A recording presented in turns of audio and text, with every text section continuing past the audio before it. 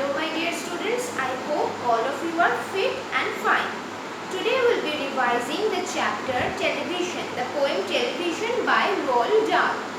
Okay, again I want to suggest the students who for some reasons missed the main classes, I mean the videos where I taught this poem for the first time. There were two videos I guess based on the poem, and the third video, probably the third video was based on the question answer. You please check, go to my channel and then check that thing and go through those videos. I mean watch those videos at first if you want to understand this revision class.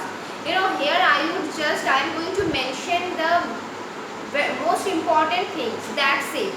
I am not going to explain the whole thing again. Obviously this is a revision class only.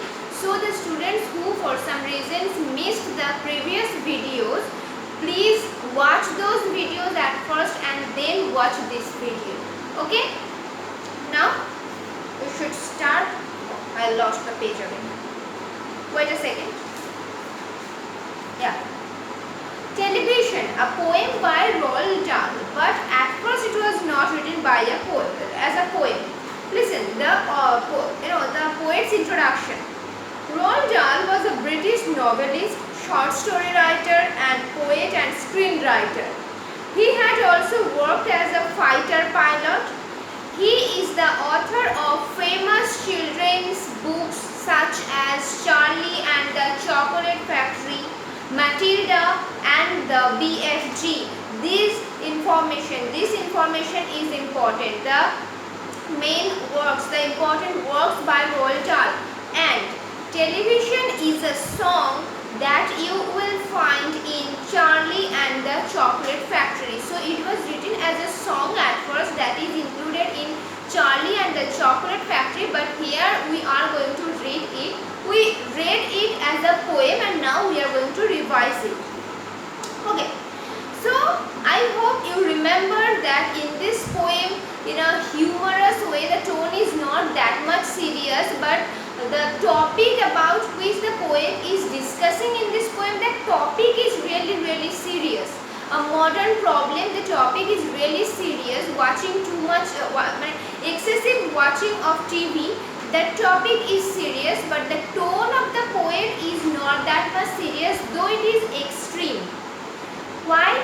Because in this poem, when we went through the poem, we did find out that in this poem, Roald Dahl has mentioned only the negative sides of watching TV. Okay, only the negative sides. Sometimes we can gather information, we can gather knowledge while watching TV, but those points have not been mentioned clearly in this particular poem. Only negative sides he has highlighted. So obviously his attitude, his approach is somewhat extreme, and the topic about which he has discussed, that is a really serious topic, but the tone of the poem, that is not that much serious. Okay, the use of some words and he tries to control his anger, I felt in some portions. So these things, these things make the poem, kind of humorous. Okay, remember this. And in the first stanza, I hope you remember, the poet is suggesting the parents of the children that never ever he has used the term, the word never again and again in a single line, in order to put emphasis on this fact that never allow your children to go beside a TV, to be habituated with television, watching television. Never ever do that. Even he then suggests that it would be better, if you don't install it. So his suggestion is, if you can, then do not allow your children to go near a TV. And if it is possible for you, it would be the best if you do not install this thing. This thing means the TV, the idiotic thing, according to the poet. In this, his approach is like that in this particular poem. Why? Because we all have seen, and the poet also has experienced a fact that houses, till now it happens, right? In most of the houses, the children, they they in a relaxed manner, wearing some casual clothes, or their attitude is also casual. They stand or lie on a sofa or somewhere, or sit down casually and continuously stare at the television screen. Okay, they continuously stare at the television screen as if they have nothing else to do in the world. Their attitude is that much casual, that much relaxed. Okay, but what are they doing? As if very important thing, they full of with full concentration, they are continuously staring at television. According to the poet, he has, even all of us, we have already discussed, we also have seen this thing that now children are obviously mischievous. Childhood is the time of a time when we do the maximum mischief, we commit maximum mischief. So children are mischievous. This is a normal thing. Obviously their mischiefs can irritate others, but mischievous children, the children to be mischievous, it is a normal thing. It is not abnormal. Okay, it is not something problematic. Okay, it can be irritating, but it is not abnormal. It is normal. Okay, try to understand what I am trying to say. But nowadays the parents, when they want to finish their own work, they need their own space, they what do?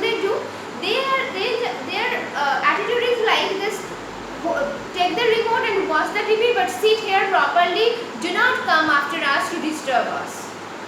Let us do our duties. Let us complete our duties. You watch the television, but sit here quietly. And obviously when they stare at the television screen, they do not care about any other thing. They stop doing mischiefs. They seem to be very quiet, as if he or she, that child, cannot do anything naughty. But is that normal? A child doing mischiefs, that is normal. They can, in this poem, the poet has given an example also, like they climb out the window sill, they climb here and there, do this and that, various type of mischiefs. Those are okay, but in order to stop them from doing mischiefs, the parents, what do? They give the remote to them and they order them to watch the TV quietly, and they feel like, okay, my child has become very quiet now, I can do my duties. But in long term, actually it is harming the children, according to our poet, and obviously it is the reality. For that particular time, temporarily he or she may be quiet, he or she may seem to be quiet, but actually the excessive watching of television, it is damaging him or her. How? Because when he or she, the child is staring at the television, he or she is watching various things, and he forgets to believe in something else. He starts to believe that, okay, the things that are shown in the television, those are the only real thing. Those are the only real thing, and even about the fantasy world, they can believe that, okay, this can be there in the fantasy world, nothing else.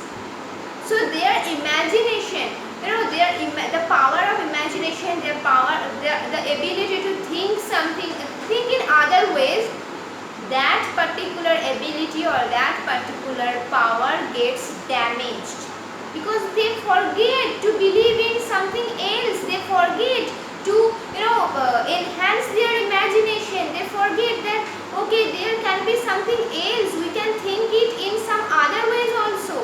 No, they forget to do that. The only thing that they start to believe is the thing that is shown in the television screen.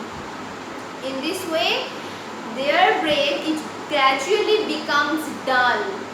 Their ability, their power to imagine, their ability to enhance their thinking, those things get damaged. And the poet, by using simile, the poetic device simile has compared the growing dullness of their brain, of the children's brain, with the softness of cheese. Okay. And sometimes their brain also, his powers of thinking rust and freeze, means it gets decayed. It continuously gets decayed. That's it.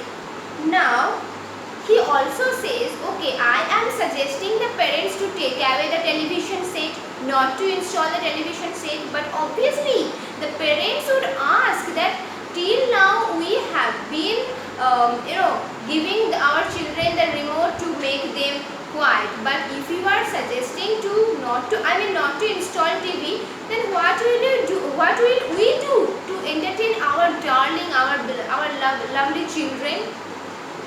How will they be entertained by us? What will we do to entertain them? But this question will be asked by the parents of the children. But in this poem, who is mentioning the question that will be asked by the parents? Our poet is mentioning, because the poem is written by our poet. So obviously Roald Dahl is mentioning the question, but it is not his own question. The question will be asked by the parents of the children. Okay? And how does he answer the question? He chooses another question in order to answer a question. Okay? He asks that long days ago children were there. It is not that television was invented and after them in this art the children were invented. Okay, the children took birth. No, children were there even before the invention of television. Then how did they entertain themselves? Obviously they had some things to be entertained.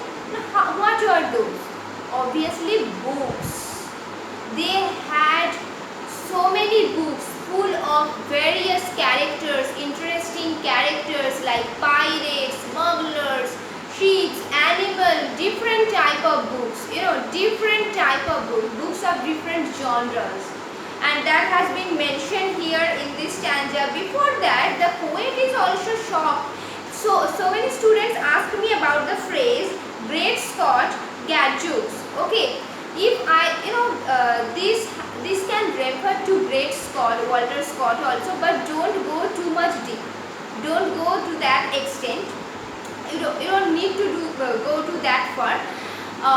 You just remember that these are the phrases through which the poet has expressed, and this is an interjection of surprise, shock. Okay, this is an amazement, disbelief. Why is the poet feeling these feelings? Why it is so? Because the poet is shocked to see how nowadays the children can stare at the television screen for so much time, for so long hours. How can it be possible? And at the same time, he is amazed to think about the children of early period, when the children used to spend one-half of their lives, almost one-half of their lives, only by reading books. So he is full of amazement as well as disbelief to see both the things, to see this difference. Okay, the way of entertainment the children perceived nowadays, earlier days, and they are perceiving nowadays. There is a huge difference. But now he has mentioned that earlier days, the way the children took to entertain themselves, the books, various genres, the books of various genres, and you can get the genres like animal books, the Treasure Island adventure books, smugglers, pirates, adventure. About these books the poet has mentioned in this stanza, obviously. And then he is again requesting the parents earnestly, an earnest request that please throw away that television set, and in that place you can replace the television set with a bookshelf full of of various good books. Okay, and the poet is sure that within 1 or 2 weeks, when the children will be bored, they will not get the remote, they will not get the television to watch because it has been thrown away by the parents. At first they can be irritated, they can be angry, they can again start to do mischiefs. But within 1 or 2 weeks maximum, they will start to get bored. And after that, their eyes will fall on that bookshelf and they will start to read the books. And once they start to read the books, those children will be thankful to the parents who were angry with the parents because the parents had thrown away the television set, their favorite thing. Those children will gradually be thankful to the parents for introducing them to the world of books, because they will start to feel that before that, what were they doing? They had been watching television screen only. They had been staring at them actually, at that thing actually. But that thing is ridiculous. They themselves will realize it. How? Because they will be able to discover new worlds full of colors, fantasy, imagination, description. Different descriptions will be discovered by them in that world of books. And for introducing them to that new and beautiful world, they will be thankful and they will realize that they had been wasting their time, for a ridiculous thing till then. They themselves will realize, and the poet is sure about that. And only the parents, what do they have to do? They have to throw away the television screen and wait for 1 or 2 weeks. The children will gradually grow the habit of reading books. Okay? And each and every kid will love you more for what you did. Some students ask me why didn't they love their parents before? Obviously, they love their parents. In fact, we can feel that they love their parents because they got their most desirable thing, the television screen. That was provided by the parents. So obviously they used to love their parents, but now after discovering the beautiful world of books which will be introduced by the parents, they will love them more. Okay, they will be thankful, they will start to respect them more, they will start to love them more. That's it. So you can see the tone is not that much serious here in this particular stanza. He is using ... as if he is trying to control the anger while having a conversation to the parents, to the readers actually. So you can you should go through the poem again. If you have any query, obviously to ask me in the live class. And I have decided to discuss this poetic device portion in page number 83, this portion once again, because some of you were facing problem regarding this portion. Number 1, simile. Simile is a poetic device that in which we will find a comparison. I am describing simile and metaphor at the same time. It will be easier for you to understand. Both simile and metaphor, they imply comparison between two different things. But what is the difference between simile and metaphor? In a simile, the comparison is direct. It is not implied. Okay, the comparison is implicit and direct in case of simile. How? Because in simile you will definitely find whether as or like, as or like. One of these two words would be mentioned in simile definitely. That's why the comparison is direct, implicit. You can watch the sentence and definitely catch at once that okay, simile has been used here. Like here is an example. His brain becomes as soft as cheese. See, as.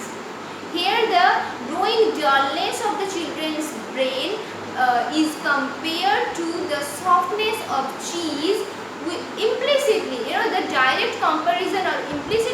comparison has been made between these two things with the use of the word as.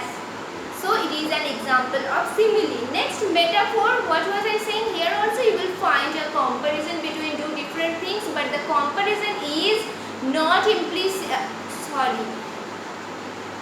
Wait a second. In a simile, the comparison is explicit. Okay, in a simile, the comparison is explicit. I was saying wrong throughout the whole time. Okay, the comparison is explicit, but in a metaphor, the comparison is implicit. Okay, remember, just what I just said, it was said by mistake. In a simile, the comparison is direct. That is okay. Comparison is direct and explicit, exposed. You can see it from outwards. But in a metaphor, the comparison is implicit. Got it? And not direct, because you are not going to find any word like as or like in case of metaphor. What is the example of metaphor? In this box, as it has been given, the television is a monster. See, the television is a monster. Do you find any word like as or like? No, but here you can easily understand that there is a comparison made between monster and television, but the comparison is not explicit like simile. It is implicit, it is implied, indirect, that we find in metaphor.